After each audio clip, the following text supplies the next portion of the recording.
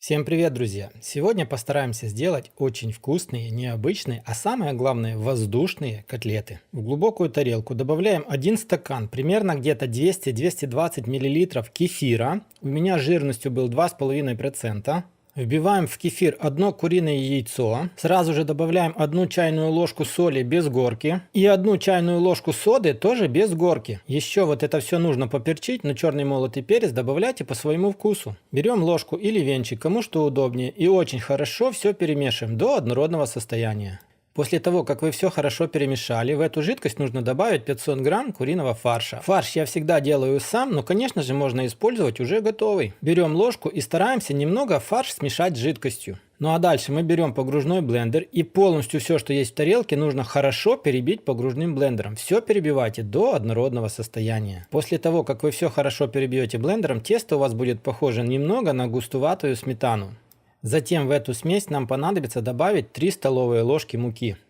И все очень хорошо перемешать ложкой. Перемешивайте до тех пор, пока мука полностью смешается с тестом. В итоге у вас должно будет получиться тесто, как будто бы густая-густая сметана или что-то похоже на то, как вы делаете тесто на оладьи. Далее сковородку устанавливаем на огонь чуть ниже среднего. Добавляем на сковородку подсолнечное масло так, чтобы была покрыта полностью все дно сковородки и толщина масла была где-то 1-2 мм.